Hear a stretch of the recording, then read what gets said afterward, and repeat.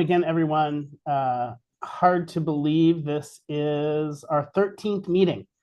Thanks again for your continued participation in this process and all the great thoughts and feedback that you've been providing throughout.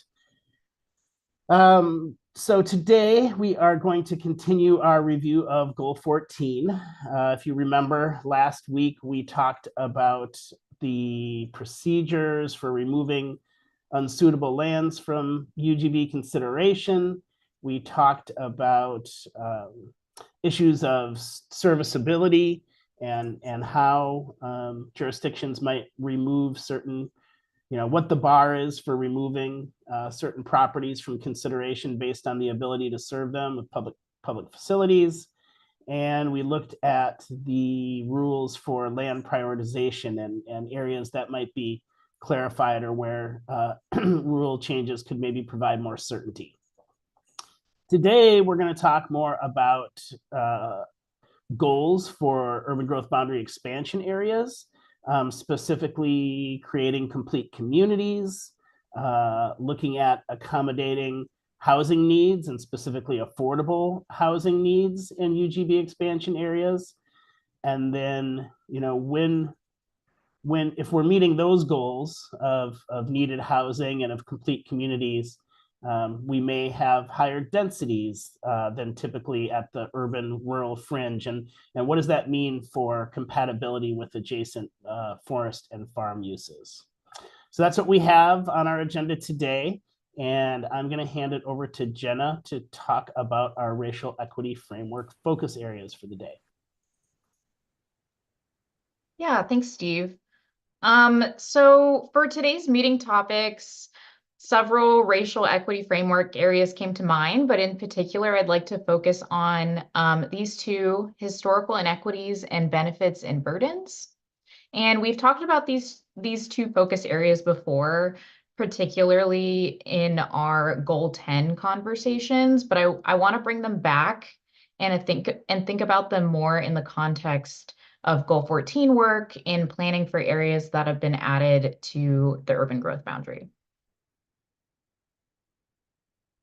So the key questions for consideration are, one, how can this rule lessen historical inequities on communities of color?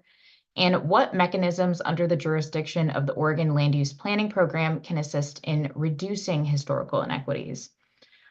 So as we think about this question in the context of planning for UGB areas, how do we make sure we're not repeating historically exclusive neighborhood patterns and instead working to create inclusive neighborhoods to serve diverse communities with a range of income levels? And so we'll be getting into more of those topics in this meeting. Under benefits and burdens, the key questions for consideration are, one, how will benefits be mitigated? And how might benefits be redistributed?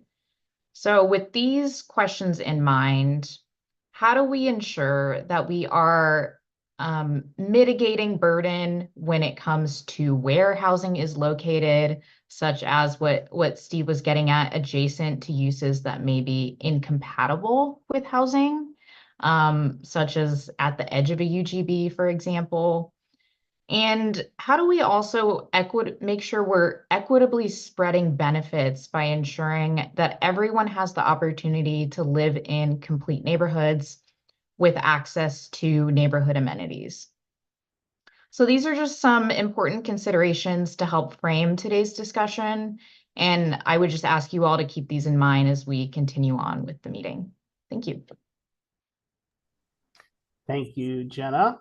All right, let's start with our first topic, complete communities. So what we're really talking about here is, when jurisdictions are looking at a residential urban growth boundary expansion, what are the ways in which they can be thinking about creating complete communities and specifically, including some of the commercial services or nodal development that we need to have those complete communities and encourage some of the things like connectivity, walkability, things of that nature. And so, Jenna, I think you were going to say a few words on this topic. Yeah, I'll kick us off before I pass it. So on the topic of planning for complete neighborhoods and UGB expansion areas, there are a lot of different approaches out there, and there also might be called different names depending um, on on a city's terminology, sometimes nodal planning, sometimes centers and corridors or 20-minute neighborhoods. Climate-friendly areas also all aim to create neighborhoods where people can get their needs met within walking distance. And one example that came to mind for this topic is a project that I worked on with Casera Phipps when we both worked at the city of Beaverton, which is the Cooper Mountain Community Plan. And so in addition to providing housing choice and protecting natural resources, creating equitable and vibrant neighborhoods with opportunities for commercial was also a high priority for this project. And so I've invited Casera, who was the project manager, to speak more about the vision and goals for the area, especially when it comes to commercial. So Casera, I will take this slide down Okay. and I have the PDFs if you'd Super like to fun. bring them up. Perfect. Okay. So as Jenna prefaced, we both worked on this project together. Neither one of us is with the city of Beaverton right now, but we were really there, at the kind of ground level when this project started, which unfortunately was during the pandemic.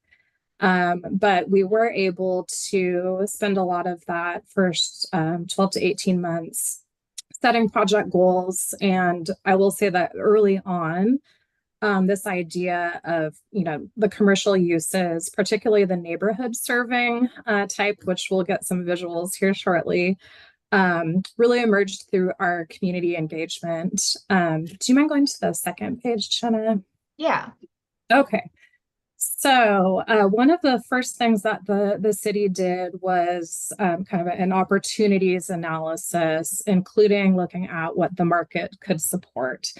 And so while there was a strong desire from community members as well as our leadership at the city for commercial uses, we wanted to make sure that it could also pencil. And so this was really just intended to show some of the factors that the city assessed, the financial viability. So location makes a difference. Commercial uses need, eyes, whether it's foot traffic or people driving by, that can help support the viability of those uses. Scale is something that we will touch on here momentarily. You'll see that we have both larger scale commercial uses as well as those small commercial spaces that are really intended to support the immediate neighborhoods, not the larger community or a regional draw by any means. And then third is transportation and design, making sure that they are easily accessible, thinking about those, kind of typical planning elements as far as design, awnings, street seating, that sort of thing that can really make it a more welcoming place. And then if you go to the next page. Okay, so this is really to get at that idea of scale. We'll go to the zoning map here in a moment, but the neighborhood center is larger acreage, something in the 5 to 10 acre size. It may draw people in from even, adjacent neighborhoods in Beaverton. So serving a larger area. And then the photo that you see on the bottom right is an example of something that we would consider that neighborhood scale type of commercial use. All right, if you can switch to the zoning map. Let's kind of keep these two types of commercial uses in mind. All right, so the areas that you see here in red, these are those larger commercial centers. So these are where commercial uses are actually required. So the red areas that you see, it does allow for residential development at the same densities as the areas that are shown in the purple and the orange, depending on how that color is showing up for you on the map. However, the areas that you see in red, the two commercial nodes, have a requirement of a minimum of 6,000 square feet commercial per site. Now, we expect that there may be some site assemblage happening. And so if overall development has 30,000 square feet of commercial, then you don't need to put 6,000 on each tax lot. So the area in red, that's the Cooper Mountain Community Service District. The area that you see in the orange is high density residential. It has a minimum residential density of 34 units an acre. And then the purple is multi-unit residential. So the difference between the purple and the orange is that the purple area allows for commercial. The orange doesn't, except for some conditional use type uses. So now you'll see that the majority of this map is kind of a off-white, pale yellow. That is the Cooper Mountain Residential Mixed Zone. So this zone allows for single detached housing, middle housing types, all the way up to a sixplex. And it has a minimum density of 10 units an acre. But what this area, again, it's the largest of the zones, it also allows for that neighborhood scale commercial use on lots that are less than 6,000 square feet. So it allows for childcare, eating and drinking establishments, office, retail, service, and professional type businesses. There's a maximum square footage for the commercial use of 1,500 square foot building area. I think there's maybe an exception for childcare uses, which would require more space.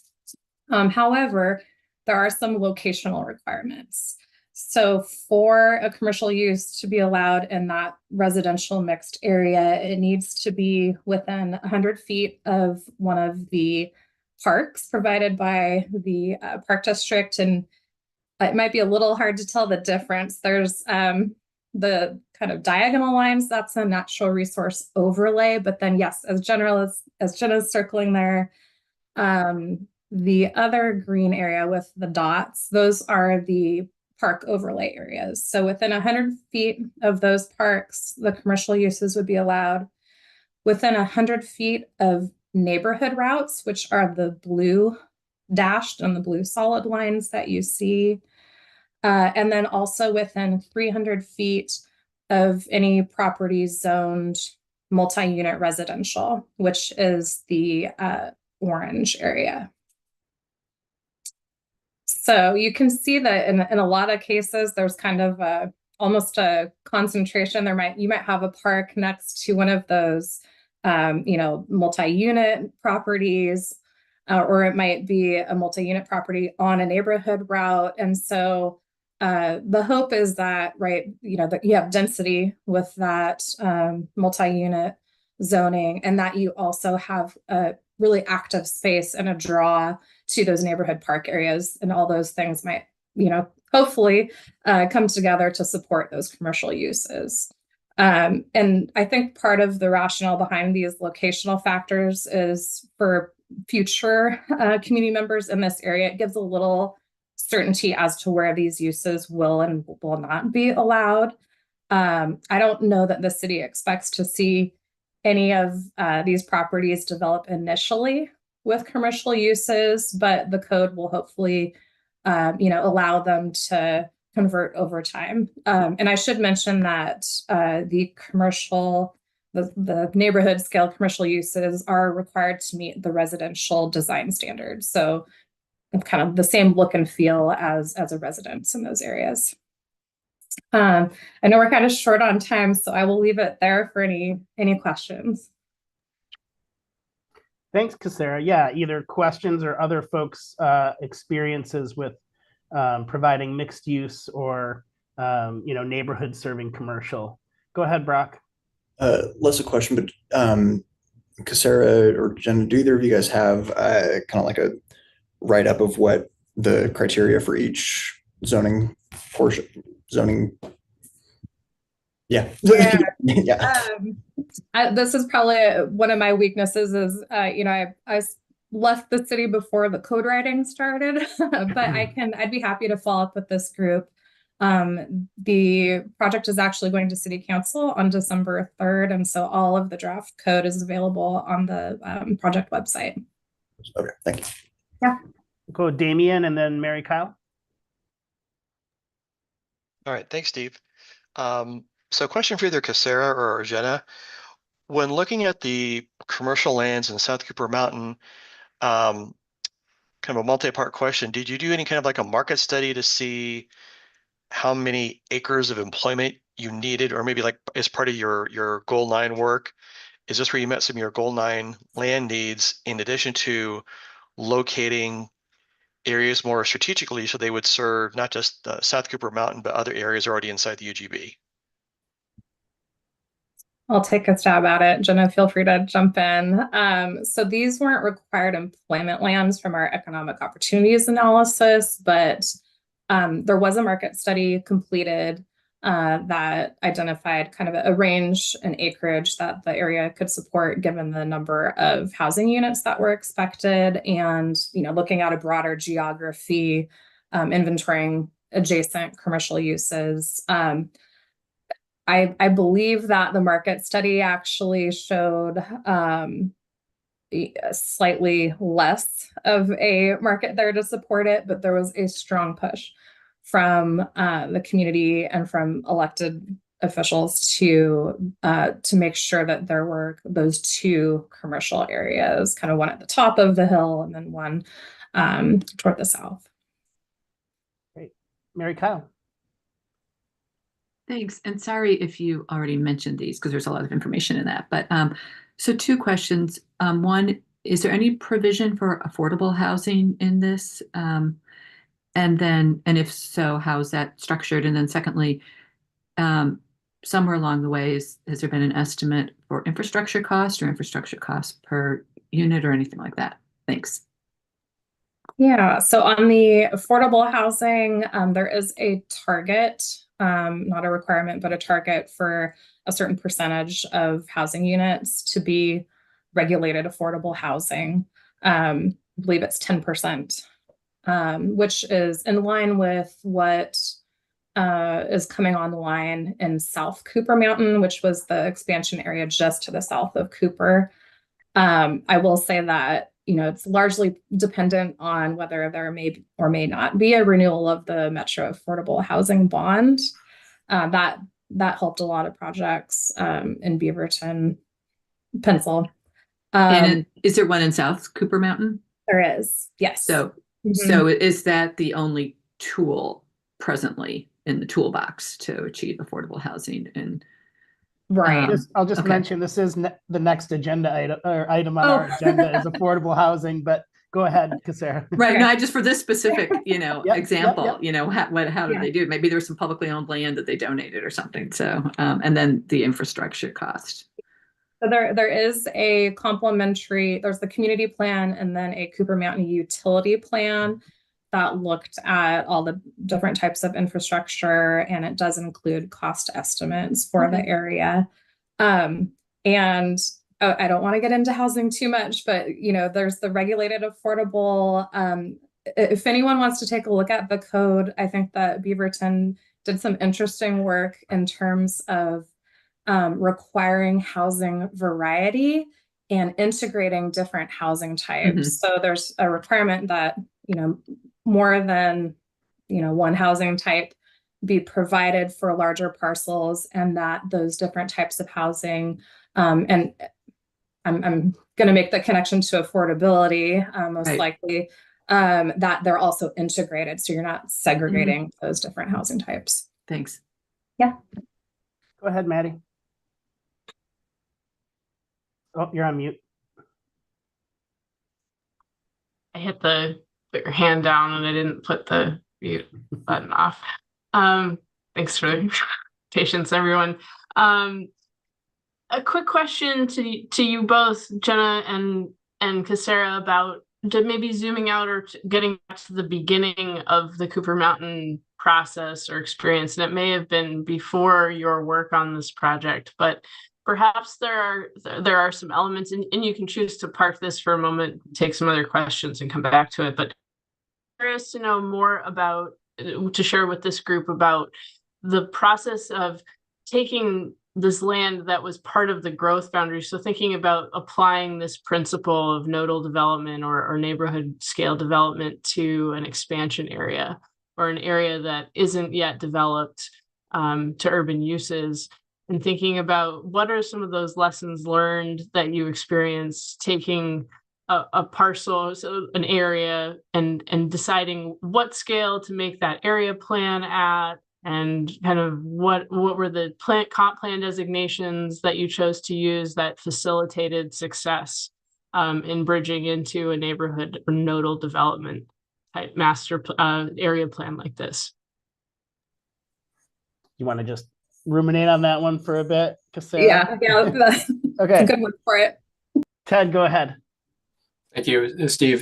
So Damien's question is an interesting one, and it sort of points to unique situation in the metro region where metro controls the urban growth boundary for the region, but cities in our jurisdiction do the planning and zoning. So the boundary in this case was expanded to meet a residential need. But I think Casera is talking about complete communities, something that everyone believes is a good planning practice. You would want this mix, even though that wasn't the identified regional need. And I think this will come up in the discussion of affordable housing as well.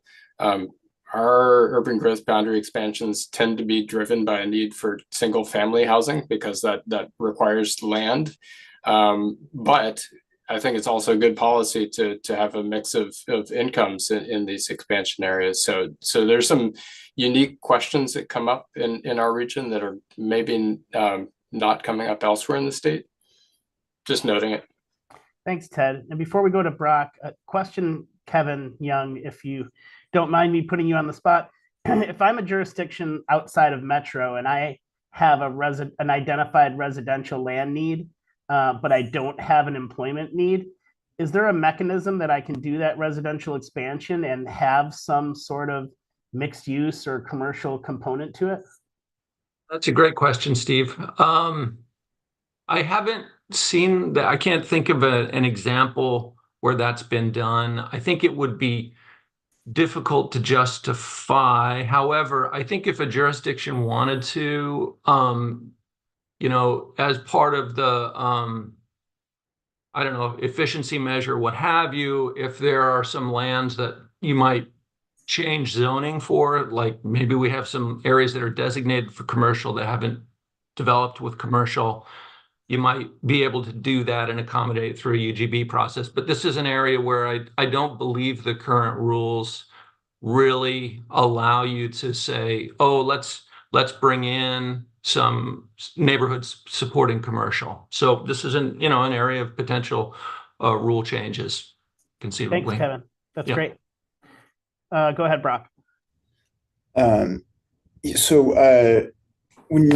Casera, you were talking about, and sorry, I should have asked this in conjunction with my first question, but when you were talking about the different zones again, you said the neighborhood center has to have 6,000 square feet commercial minimum. Were you saying that the minimum lot size to put commercial on has to be 6,000 square feet, or each lot has to have a minimum of 6,000 square feet commercial? Right. It was the square feet of commercial use, but should there be a larger development of that 30,000 square foot, then it, and part of the reason is we anticipate that there will be likely mixed use development happening, not necessarily vertically mixed use, but there may be phases. There could be residential development on some of those parcels as well. Okay. And then for the orange and blue, that they have density 34 units an acre. Is that the planned density? Is that a required minimum? Because I know for the residential mixed, you said it was a minimum of 10. That's for for the commercial and the mixed use and the high density residential, it's a minimum density of 34 units an acre, but then they have FAR for the maximums. So the high density and the commercial zones have a slightly higher maximum FAR. And is that, sorry, last question, on average, like throughout, like, let's say, right, you have like that little purple one right there. Mm-hmm. Does every lot have to meet 34, or on average throughout that purple square, it has to meet 34? Every development, and there's also an option to do a planned unit development where you're taking a discretionary path to maybe, meet the intent of or the guidelines, but may not, have each development at that density. So Brought up one more question, but I'll save it for later. All right, Corey. Hi, thanks, everybody. My question just had to do with locational requirements. And, sometimes we see things like corner lots or street type. And I know that you mentioned like the neighborhood route. Just curious if any of those kind of factored into this, and maybe there's additional ones that you didn't mention. Just curious if there were more, and sort of if they weren't included, just some insights on maybe why.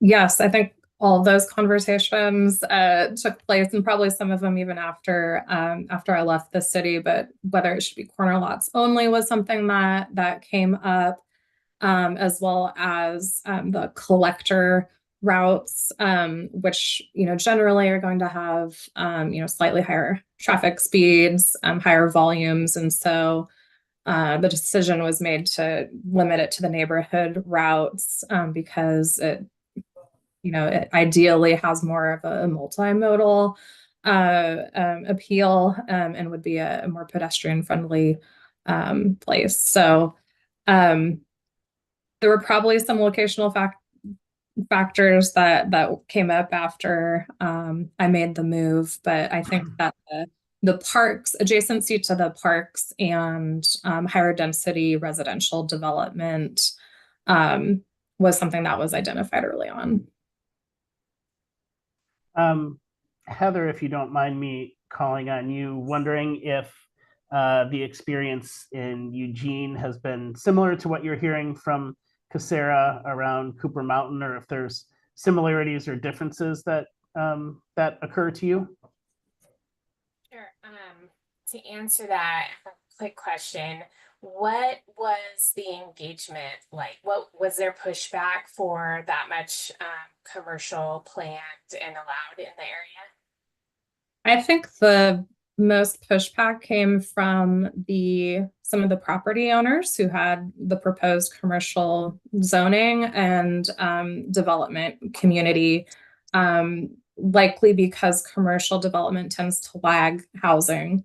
And then engagement, this is where I think we were hearing both sides, and it was really the community members who were pushing hard for making sure that it's not only allowed but required in those areas. And Jenna can speak more to some of the engagement that we did, but it was it was beyond our typical community advisory committee and technical advisory committee. We really worked hard from the beginning to make sure that we were applying our own kind of racial equity framework to this project and engaging historically underserved communities in this project.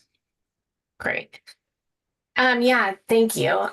So for Eugene, we have a couple of different experiences that I can highlight.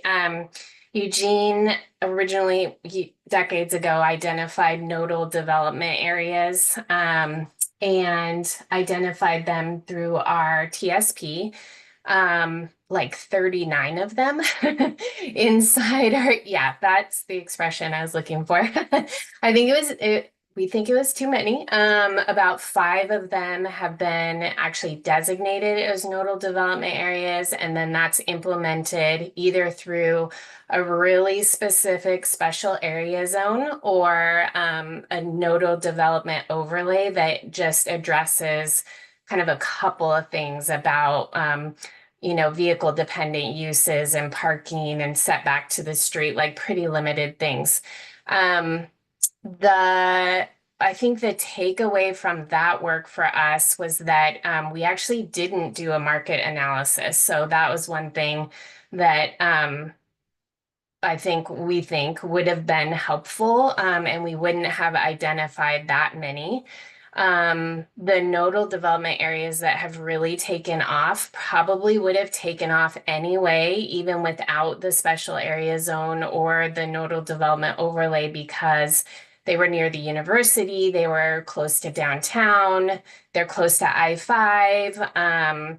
They were already developing or redeveloping. So that is one thing I wanted to note. And I think, we also we have a neighborhood commercial zone.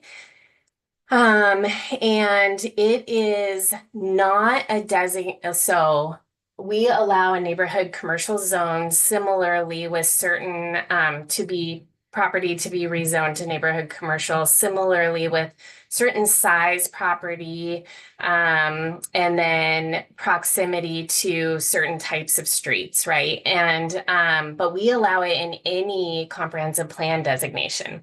And so in a way, what that does, even though it's not, in a way, what that does is it allows the market to say, instead of us planning it and then just because we planned it, it didn't happen, right? Which is the problem with some of our nodal development areas. It allows the market to drive it and say, okay, now there is enough population in this area to serve a neighborhood commercial. And then the problem with that is that the area has already developed, right? And so then we do see some pushback and concern with the increase in activity. And another problem with that is that it doesn't get equitably distributed. So kind of going back to that idea of 20-minute neighborhoods kind of all over, right? And providing that access, if the area is already not dense enough, then, I think what we would need to do is some sort of financial incentives, business loans, that kind of thing to support a neighborhood commercial development in an area that isn't dense enough and doesn't have the pass-by traffic. That's the other thing with a lot of our neighborhood commercial areas is that they are somewhat denser area, but then they also have a higher classification street type in close proximity. So it's kind of both. Thanks, Heather. Al, go ahead. Thanks, Steve. Can you hear me? Yes, I got we a can new hear you. computer, so I don't know. Okay, good. My question is really overlaps a little bit on several previous comments, including Steve's and Heather's, having to do with the expansion areas. I practiced all over the state, including Eugene and Springfield, and I'm very familiar with the fact that in the Eugene, Springfield metropolitan area, they've always had an allocation that's pretty high. It's in the 20 to 30% range for streets and other kinds of things, including neighborhood commercial. And that has just been kind of, the way things have worked out. I represented the Jaquas on the Riverbend Hospital litigation, and we won on the issue you can't put a regional hospital on residential land in Eugene, but the court was very clear that you could put a small neighborhood medical facility someplace if you could make the case that would kind of fit in there. So and that has worked out pretty well with some of the downsides that Heather identified. But what puzzled me was the idea that perhaps when Eugene expands its urban growth boundaries, it wouldn't be able to continue to have the same kinds of policies in its expansion areas, which would allow for the kind of thing that is happening at Cooper Mountain. So I'd never been, aware of the idea that somehow these expansion areas had to be somehow pure single-family residential just because that was the identified need. And I just would like some clarification on that.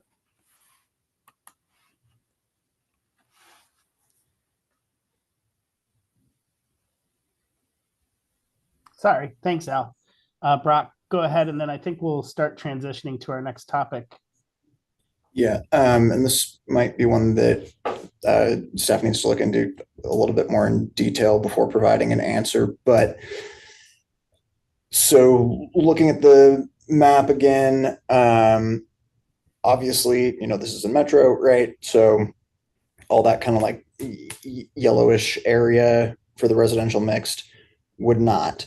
But for the orange, for the purple and for the red, would any of these qualify as a CFA? Because I know the neighborhood as a whole wouldn't, because it doesn't meet that minimum density standard on every lot across the board, but I don't know if those couple of pockets might.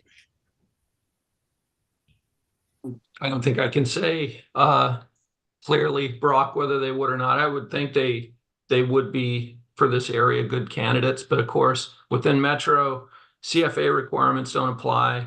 It's the Climate Smart Communities program that applies. Ted, if you want to add anything on that, I'll give you that opportunity. Yes, but let's say that this exact same thing is happening on the edge of Eugene. Would it count as a CFA? It counts as a CFA if the city designates it as a CFA. It would need to meet, the zone would have to meet the standards in the rule, but certainly could, yeah. Understood. Good. I guess just does it as zoned, as planned? Would it meet that CFA standard? I don't have enough detail. That's an answer that we can take in the long term, but just a question that I wanted to raise. Yeah. Okay, Sarah. Yeah, real quick, I know you're trying to transition us to the next, but I wanted to loop back to Maddie's question. And I think because this area is just to the north of South Cooper Mountain, which was another urban reserve area that Beaverton planned for, we did kind of a postmortem lessons learned, and annexation was one of the big takeaways in South Cooper Mountain. The city annexed the area prior to the planning process being complete. And the city felt that it lost a little bit of leverage there with property owners, and that it influenced really what were the outcomes of the plan. And so Cooper Mountain has not annexed. The city is going through the entire community planning process first, and then we'll entertain requests. And then another lesson learned was really ties back to Mary Kyle's question about the utilities and have they been planned and cost estimates for those. And that was something that was done concurrent or maybe a little trailing in South Cooper Mountain. And so that's why the utility plan was really developed in conjunction with the community plan for this area. Great. Corey? Yeah, thanks. I think I just wanted to share with folks and maybe just hear if other communities are experiencing this. But I think in Bend, something that we're seeing here is a trend where we will have these larger master plan communities. We'll have this great vision that, we want to have commercial, we want to have these mixed use elements, right? Like we're going to put them all together. And then inevitably, when we arrive at sort of the doing of the thing, we see those elements either stripped out entirely in favor of residential, just pure residential, or dramatically reduced. And so I think we've seen that in a number of developments here in our place. And then I think also another challenge of like actually getting these things done on the ground is that commercial lags the residential, as I think someone already shared. And so we see places like Petrosa, which is a new expansion area, a lot of density, things built out, but essentially the builder builds it, sells it off, and then it becomes the leasing agent's problem to fill that space. And so you have a whole community of folks that have been waiting for this grocery store for years, right? And they were sold on the promise of a complete community, and then they live there and are calling it home, but don't have these amenities kind of coming through. And so I think when we think about best intentions for planning these places, we need to, it's fabulous. That's what Landwatch is for, is complete communities. But I do think cities really need to think about how they're paired with incentives and other codes and policies that are actually going to help you get to that implementation, because I do think it gets tricky as you start to arrive at that part of the timeline. So I don't know if other folks have experienced that, but just thought I'd share about what kind of we're seeing here in Bend. Thanks, Corey. Real important considerations. And maybe while people are thinking about that, Karen, Do you have anything else that you want to say on this topic as we transition? Yeah, I wanted to wrap up with a couple points, and maybe Maddie, I might, if there's something you want to reject, we have time, Steve. I've got some leeway to tighten up some things latter part of the agenda.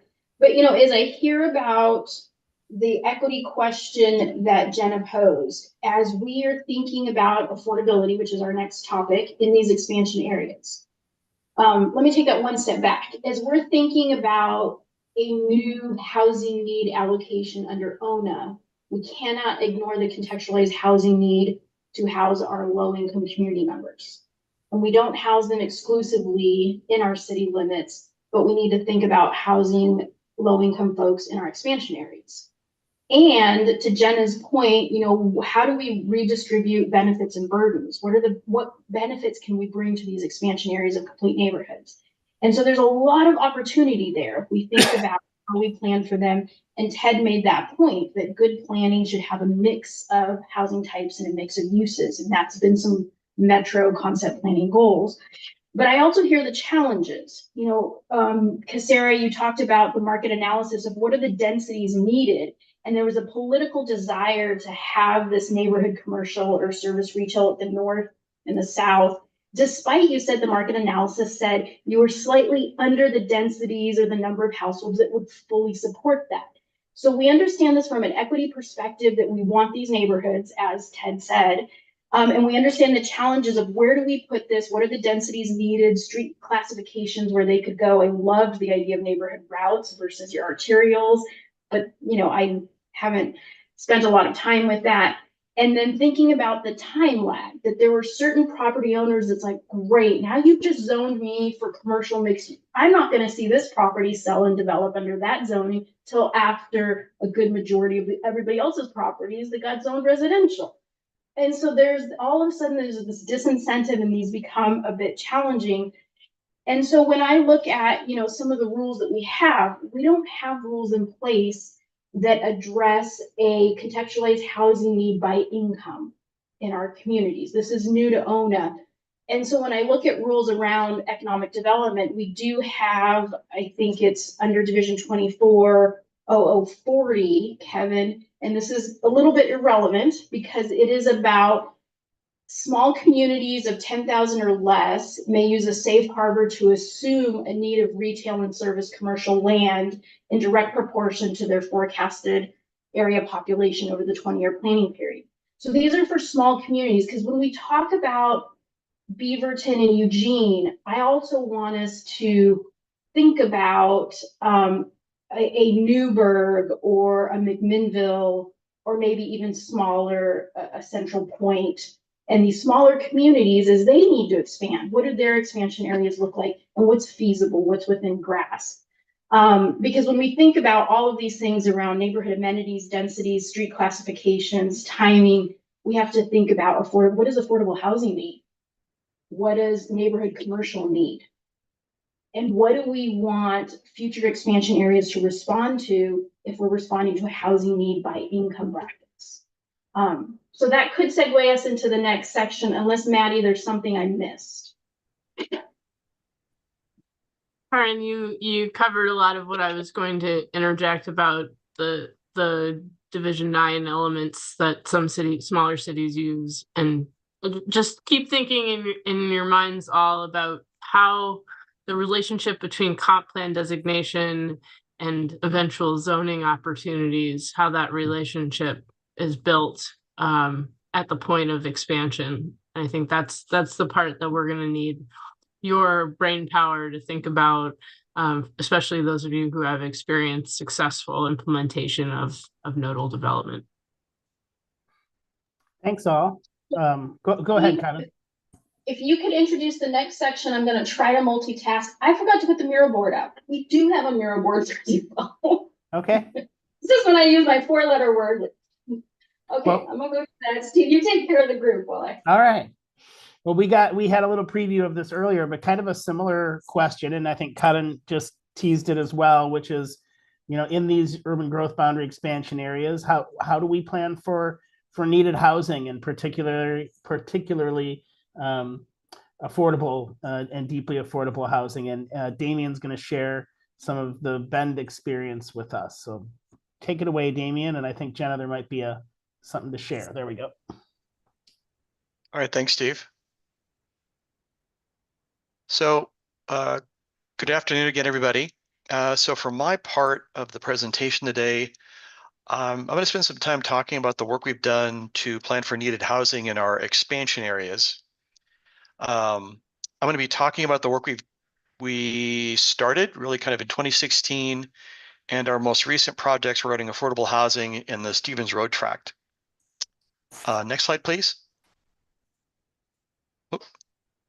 So there should be a graphic showing up. Can you go to the next slide, please? There we go. I'll start here.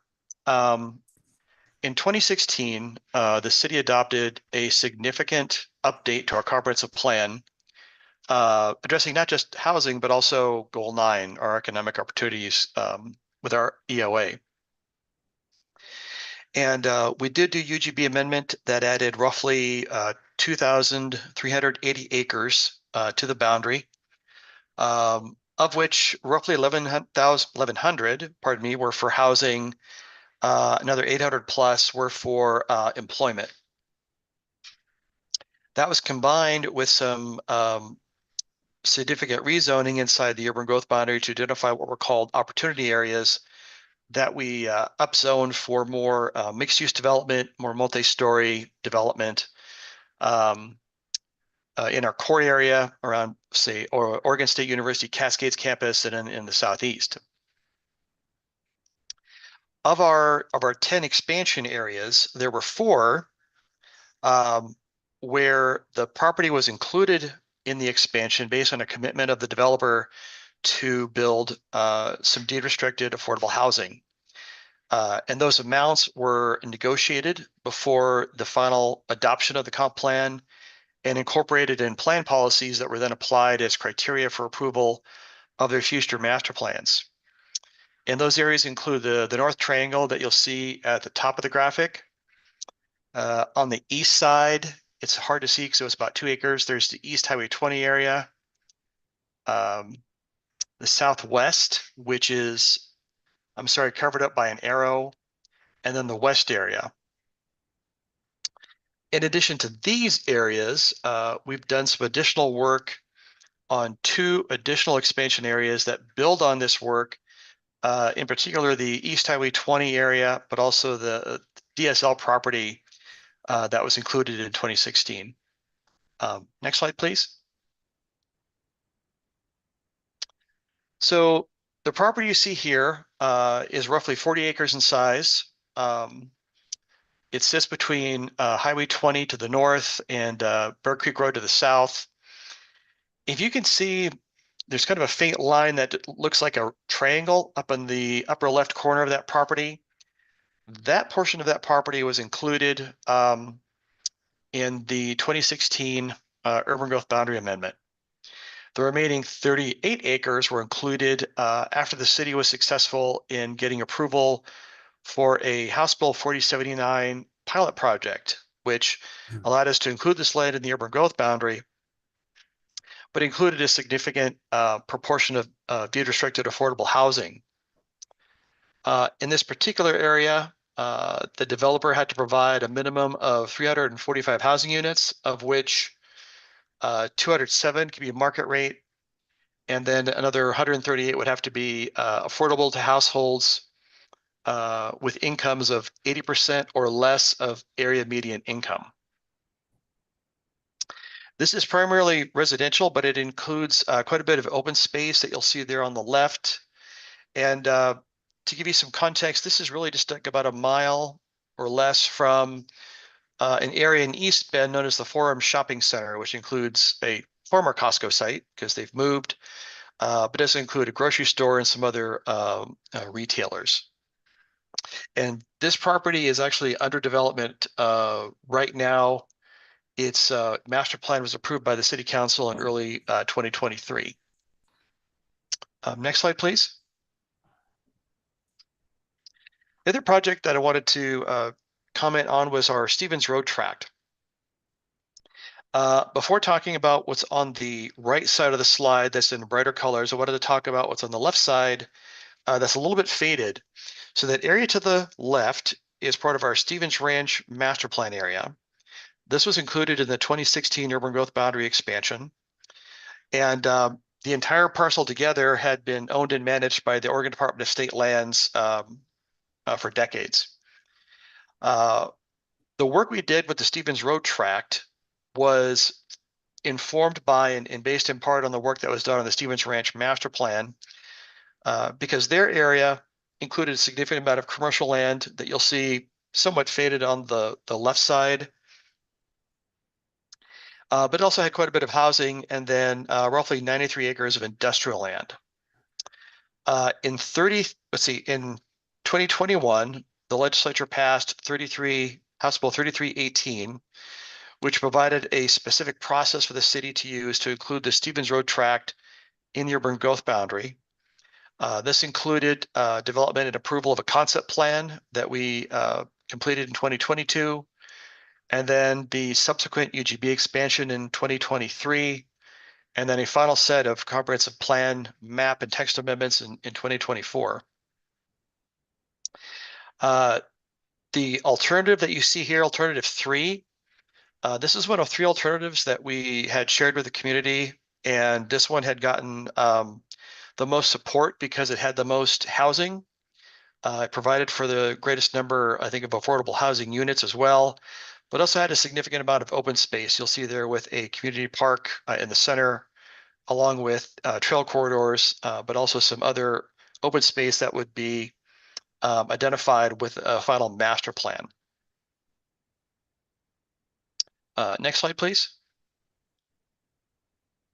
So, to wrap up before we take questions, I think one of the things I wanted to highlight with the work that we've done with expansion areas, whether it's been reviewing a developer's master plan proposal or doing an area plan on our own or a concept plan, is that this can take some time, particularly if you're coordinating with multiple landowners or even working with one landowner.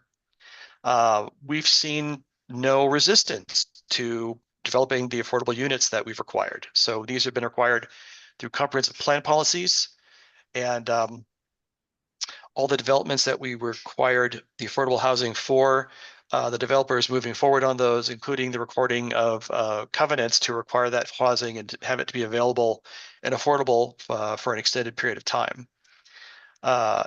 In Bend, as an example, with our expansion areas, there was either a master plan or an area plan required before we would accept land use applications. And that was then accompanied by annexation agreements that would then identify a developer's infrastructure obligations and how those might be triggered based on certain levels of development, whether it was number of housing units or amount of building space or trips. And one of the experiences that we found with the Stevens Road Tract in particular was, I think, having a concept plan up front really, I think, painted a good picture for the community of what to expect. So they had an idea about where housing would be located, trails, how things would relate, especially to the work we had done with the 2016 UGB area, the Stevens Ranch Master Plan. So I think that's my final slide. And I think, Steve, I think now we've got however much time in the agenda for questions. I think one thing I was going to offer, if anybody is really, really curious, I'm happy to send you links to our website where you can look at our urbanization report. We tied in our work on housing and goal 9 with our efficiency measures and then expansion, but also we did some urban design work at that same time, as we had a vocabulary that we could use when talking to folks about centers, corridors, nodes, and help them get a more visual representation of what that might look like on the plan map, but also with development. Thanks so much, I'm Damien. really done now. Sorry. No, that was really helpful. I don't know, Karen, if you have any reflections or more detailed questions for the group based on Damien's presentation. Yeah, I'll just pull a through thread for us to think about. So we will be responding to housing need allocation by income. And to Damien's point, the city of Bend did a lot of work to see where they could do infill. You know, what type of housing could we do in the city? And where is it plausible to do that? And what are the investments needed? And then they also had a need for land. So they looked at these expansion areas. And it was interesting that some property owners came in, wanted to be included in the UGB and offered up regulated units. Hey, city, if you would consider us as an expansion and include us in the UGB, we would be committed to developing a certain number of affordable units. In other case, the expansion areas were statutorily obligated. So there were some House bills that they utilized to expand their UGB, and that those statutes came with those requirements. But either way, finding a developer who could do that master planning that took time while construction costs may escalate, to do that planning work and then figure out their pro formas of how it penciled out.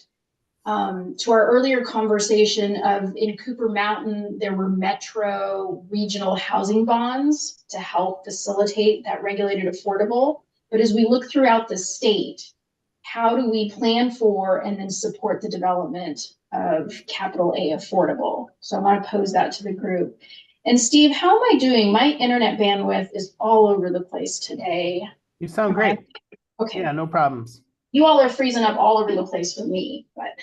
Sorry to hear that. But we've got lots of hands up, and yeah, I'll keep an eye on time. I think we'll take this topic a little further than on the agenda, because I think there's a lot to talk about. So we're going to start with Al.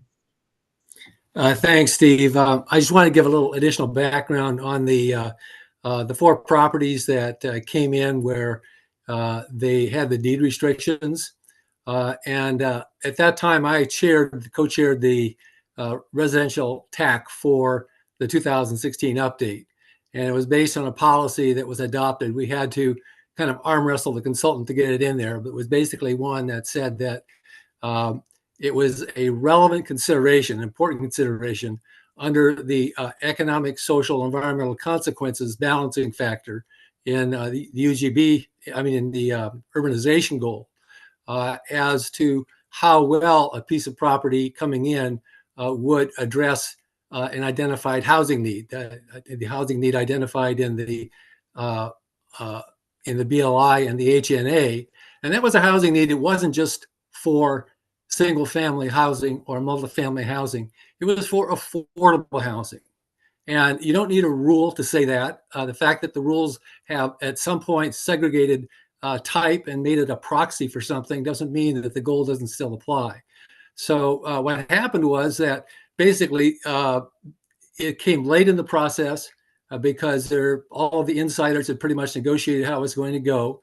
And at the end of that process, it looked like it was going to be pretty much nothing but fancy houses on the west side of town, and that would take care of it. And so from a push from housing advocates, including myself, we got this additional policy in there. And then the city extended its consideration and opened an invitation and basically said, you folks who have been complaining about missing out on this inside baseball process, we'll give you another shot. And one of the important criteria will be, can you meet the need better than these other guys? And if you can do that by showing that you can voluntarily limit, do deed restrictions, that will give you a leg up over another piece of property. When I talked to the DLCD staff, they said, well, we've never done it that way. And when I talked to the consultant, they said, we've never done it that way. But I do believe that is something that is currently in our goals. It's a relevant consideration when cities, including Metro, are looking at which properties to bring in. And it does not violate any of the restrictions on inclusionary zoning, because people can choose not to make that offer, and they can wait for the next urban growth boundary update and try to come in on some other basis. So I think it's worked out well.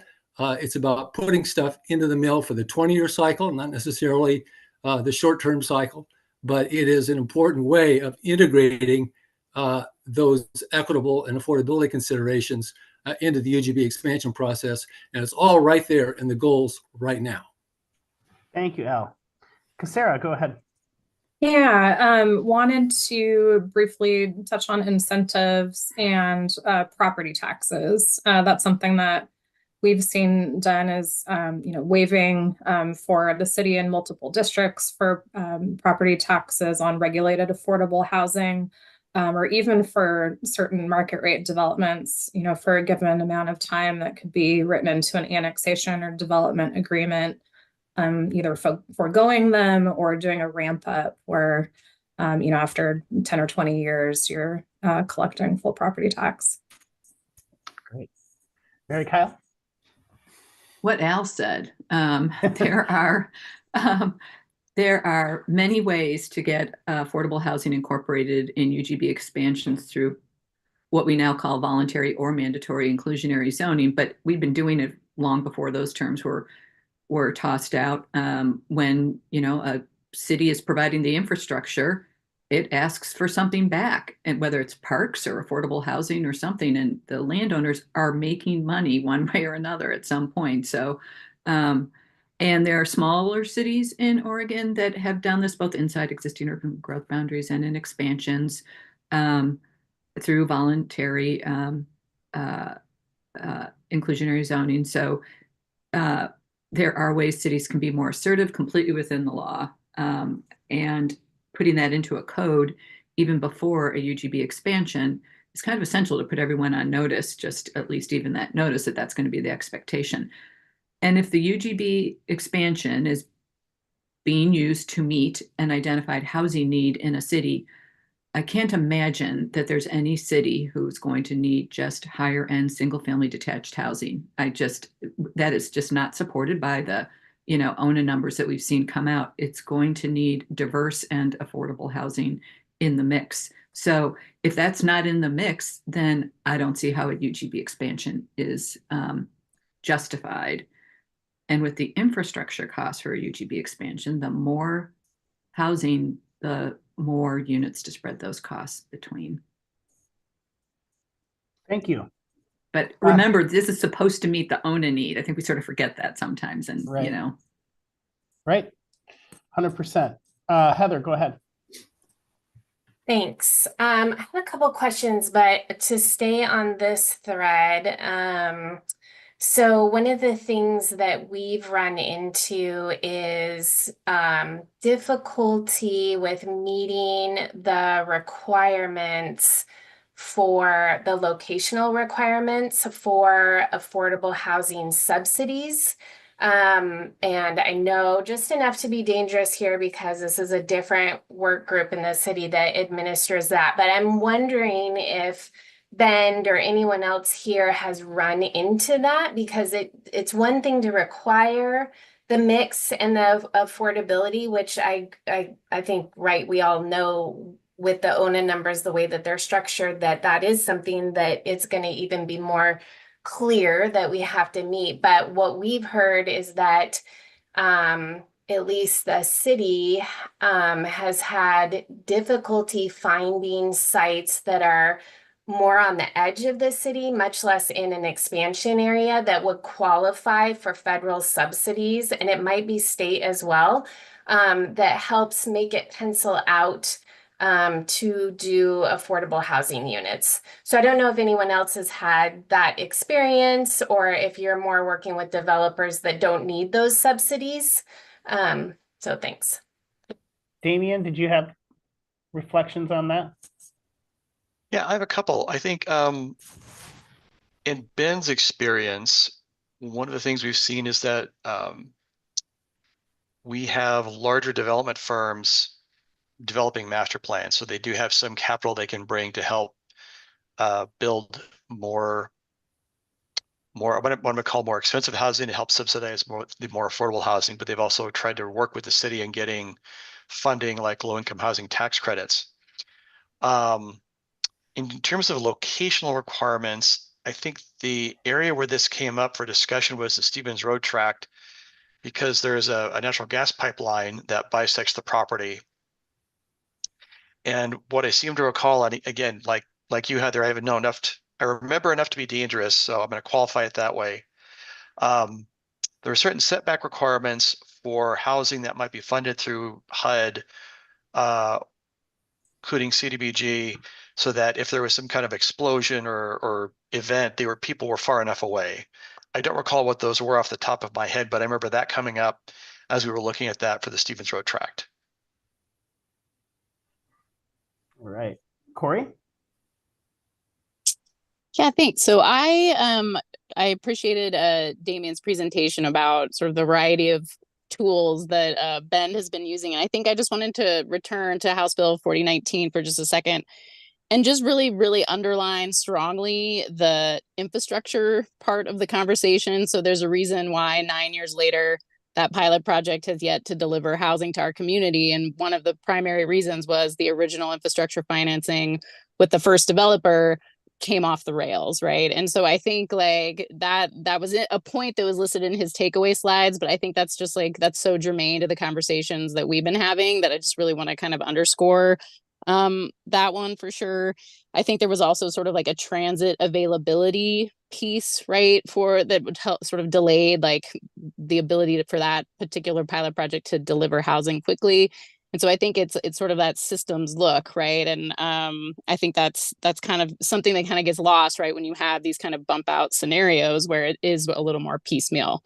And so I think like to that point, and I think I've heard it from a couple people on the call today, right, that there's lots of ways for cities to in fact require affordable housing in their planning processes, in their UGB expansions. And so I think what I didn't hear and what I'd love to hear from the group is like, is that flexibility in fact a helpful thing and we're looking to kind of keep it that way? Or is this the process where we sort of say, hey, we want to make this a much more explicit thing in rules about where and how cities can actually do that? And so I didn't hear one way or the other. So just curious the group's take on that. Thanks. Thank you, Corey. Yeah, rules versus guidance, etc. Brock, go ahead. Sorry, couldn't find my mute button. So, Damien, and I guess this will kind of, I'm going to tag this on as a question to what Corey was just saying. With the 4079 development, right? I'm looking at page 67 of and this is the Cooper Mountain plan that Casara was talking about earlier. And this is talking about the SDCs varying by meter size for drinkable water. 5/8 inch meter, right? You're looking at 10,300. You go to a 3/4 inch, you're looking at 15,000. You go to a 1 inch, you're looking at 25,000. 1.5 inch, you're looking at 51,000, almost 52. Had the density been lower in that planned area, do you know if that cost offset from potentially not having to have as large of meter services, would that potentially have prevented the infrastructure financing from falling through? I don't know what the cost difference was. It very well may, or it may not, but I think it's something we should look into. Yeah, I think I would have to go back and look at it for Cooper Mountain, but because those are fees typically paid by the right developers, it's generally the trunk lines and pump stations and reservoirs that the public agencies are constructing. I don't know that would have made a big enough impact to tip the scale. But good question. Can look back to that. Thank you. I wanted to loop back. Heather, it sounded like at the beginning of your last comment that maybe you had several others. So if you have other questions or comments. So it sounds like. Oh, we can't hear you. Oh, can you hear me? I think you just need to get a little closer to the computer. Yeah. Can you hear me now? Yes, very clearly. Okay, apologies. It sounds like most of the master planning or concept planning for the expansion areas was happening before the expansion areas, or was it kind of a mix? Before it expanded, I mean? That's a good question. So working backwards with the Stevens Road tract, House Bill 3318 required the development approval of a concept plan before including it in the urban growth boundary. With respect to our 2016 urban growth boundary, we did not do concept plans for each expansion area, but what we did do is developed some detailed policies that were intended to inform either an area plan or a master plan and tell the plan creator, you need to plan for this many housing units, this proportion of affordable if applicable, this much land for employment. And I'm actually glad you brought this question up because I forgot to talk about complete communities when I was talking. But in addition to all that, for each expansion area, there's requirements to coordinate with our local school district and park district to see what facilities they might need. We have 4 irrigation districts that have infrastructure starting in Bend and going out to areas outside of Bend that we also require coordination with if an area is in an irrigation district. And then there may be some specific requirements that would need to be addressed as part of a master plan that were specific to those areas. So we didn't have what I'm going to call graphic concept plans, but we had plan policies that would inform somebody going, okay, I know what your final outcome needs to be, and I know what the colors look like. I might go in and move them around, but at the end of the day, you'll see that we've got all the acres, units by type, and things in the right spot so that this also becomes a complete community.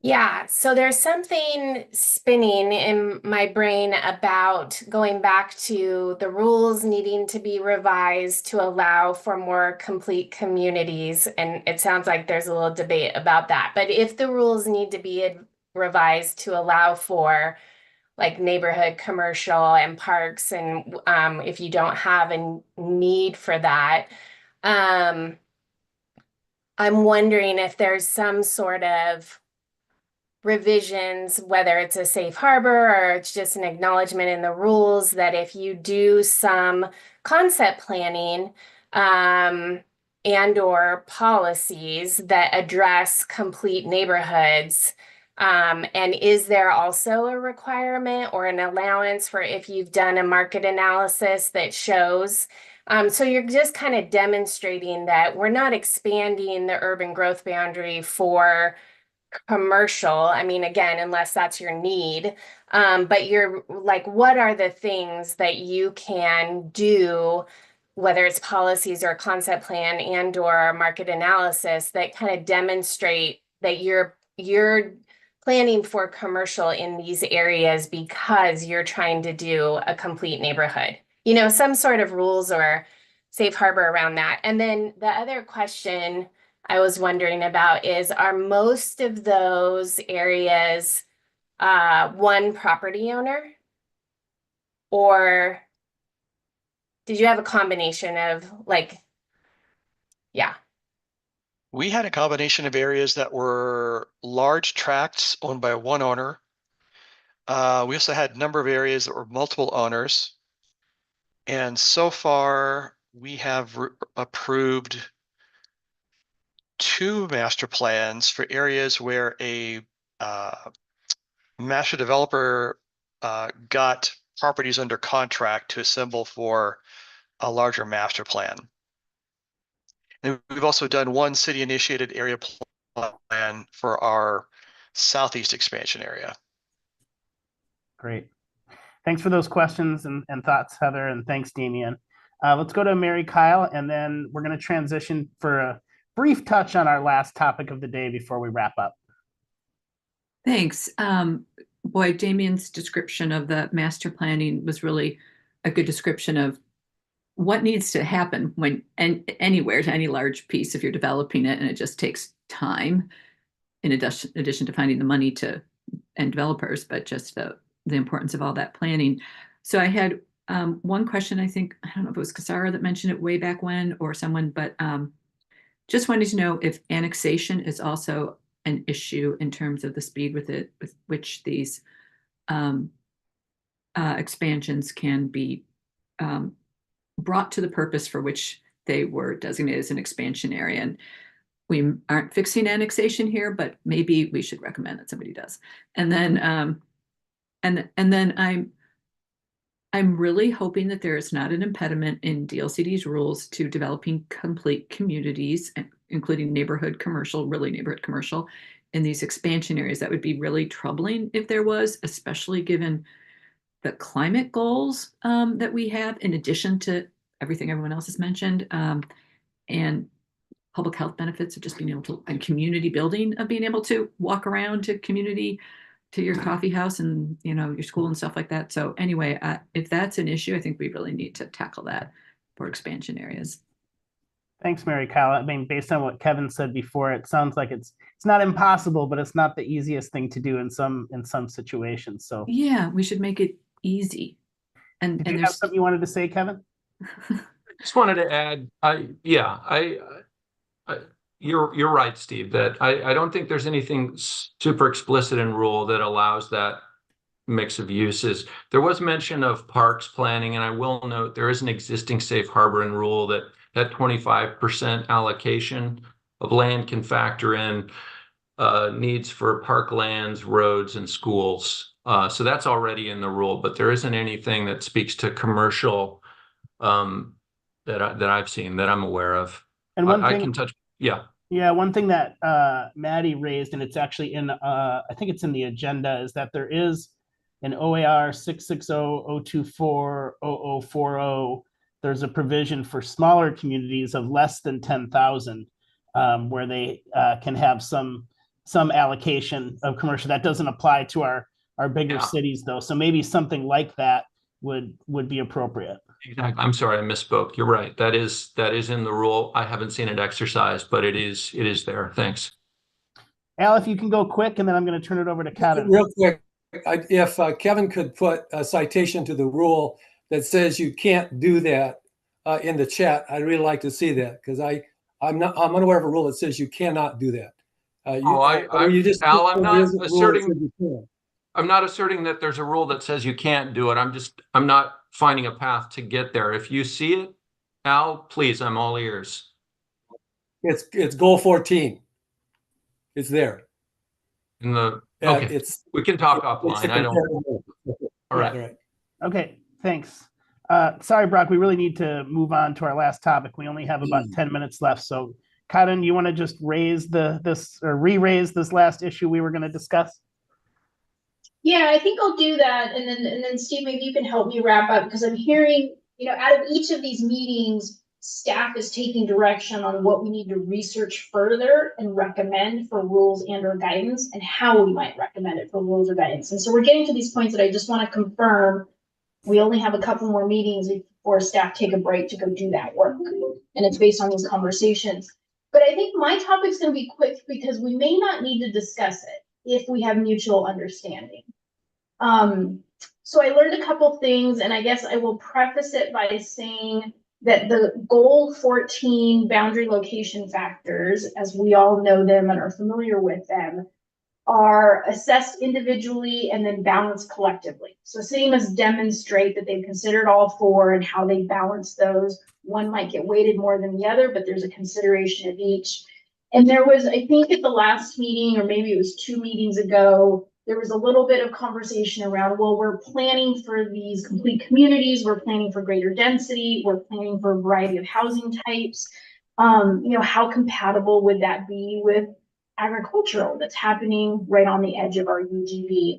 And so I thought what was interesting, and probably others like Al and certainly Kevin were very familiar with, but what I thought would be interesting to share with this group is that a UGB expansion area is not required to be compatible with adjacent farm and forest uses.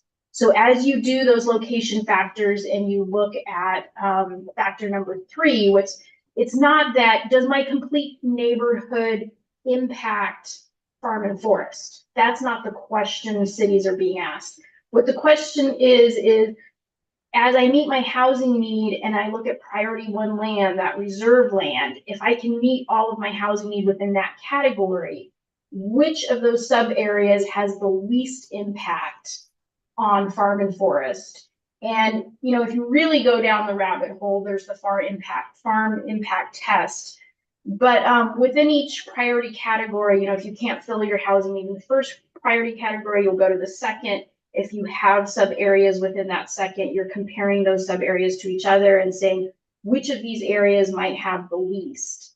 And that is one of the 4 factors. This is just one location factor of, oh, if all things being equal, we would choose that location that least disrupts or least negatively impacts a forest or farm adjacent to our expansion area that we're planning for. But I just wanted to have that clarity that as you're planning for complete communities, and they may have a traffic impact, they may create greater traffic near a farm, you're not required to prove that you won't impact that farm. You're just required to prove that you did the analysis to choose the expansion area that least impacts a farm if those areas are within the same class or priority of lands that you're considering. I didn't know that, but maybe everybody else on this call did. No, I would say, Karen, just to be clear, that is the 4th, I think, of those factors, and that instead of 3. And that compatibility or impacts on the adjacent farm and forest, that would be considered in balance with all the other factors, with the ability to serve with public services, the ability to accommodate the need, and the ESEE implications as well. And you asked me to kind of help wrap things up. So I'm going to go back to our first 2 topics. And I think in terms of affordable housing, what I heard was there's a lot of folks who were like, yes, there are several different pathways to making sure we have affordable housing included in our urban growth boundary expansion areas. And I, was not taking them all down when everyone was talking, but I think there was some agreement there. Towards the end here, and I think we had a great example from Casera of, how you can plan for urban growth boundary expansion areas and have a mix of housing and neighborhood supporting commercial or mixed use. I still think, and Al seemed to disagree at the end, that if a city has shown a residential need but does not have an employment or commercial need, that it might be a little more difficult to get there. And I think Kevin said it's not impossible. There's ways where you could do that maybe as an efficiency measure or something, but it's not as clear cut and dry as it might be in other cases where you have an urban reserve that you're planning for. That's what I heard. Mary Kyle, did you have something you want to share before I hand it back to Karen? Only on the compatibility issue. What Karen said is true. However, there are cities that have designed those expansion areas in ways that reduce the conflict at the edge with farming, and that's in the interest of both the farmers on one side and those living in the other. And I can go into details about that, but it's really benefits both. 100%. So Karen, we're almost at time, but I tried to summarize what I heard on the affordable housing and the complete communities. I don't know if you heard anything different. Yeah, I think that was a great summary. And I think what I'm going to ask of the group is, last time there was so much discussion. We were kind of having these conversations in 2 places, on the Miro board and live on the Zoom room. I think what I'm going to ask for folks is, in light of the conversation we just had, when you think about what the rules do allow for complete communities, some of those challenges, what do you want out of the rules? Where do we need to tweak the rules, refine the rules? What do we need to specify or clarify? What is the flexibility you want added in the rules, or any flexibility that exists that you want us to preserve in those rules? Are there areas we could be a little bit more prescriptive? So you'll see each of those questions around, bringing in neighborhood commercial, thinking about, I really like the idea of Bend had some trail planning. They had, and then Beaverton had their classification of neighborhood routes. So thinking about, what does the concept planning allow us to do? What is this expansion area planning? What do we want to be allowed to do? And then with affordability, there's a lot of different ways we can get there, but Are there some safe harbors around complete communities and safe harbors around affordability that tie into here's our housing need allocation? We know what our capital A at affordable might need to be in the planning period for 20 years. How do we get there? And as we plan for that, are there some explicit requirements in rules or some safe harbors and rules we need? Or is it just guidance? There's these varieties of way to get there, and here's some guidance on how to get there. And then I think with compatibility with farm and forest, to Mary Kyle's point, there's a lot of experience from jurisdictions who are near these agricultural or these forestry activities on how they've done best practices. And if we can bring that to light and guidance, I think it'll be helpful. So I would ask you all to use the Miro board thinking about, here's what we know is in rules that have been helpful. Here's what we would like from rules that would be more helpful. And whether that's greater flexibility in certain areas or greater specificity or prescription in others. And Brock, you might have a clarifying question. I'll just be very quick. I was just going to say, I apologize if I came off a little bit brash today. It's been a rough day on top of a brutal week. So my apologies. All right. Well, thanks. And thanks to our presenters today. I think both of those presentations were really illuminating for our conversations. Our next meeting is November 21st. It sounds like we might revisit some of these topics to see if you all have some thoughts and guidance on how we might, what today's conversations might mean for this rulemaking process. And then I know we want to talk about the topic of urban growth boundary exchanges and some of the aspects of that I think we're going to touch on next time. Anything else, Karen? Yeah, I think the only thing I would add is we gave you a map of where our meetings are going, and I can shift those meetings a little bit. So to your point, Mary Kyle, thinking about affordability and annexations, thinking about annexation agreements in general and the time that takes and some of the challenges with that. If we feel it's important, make a note on the Miro board where it says other areas. There's that far left in the blue.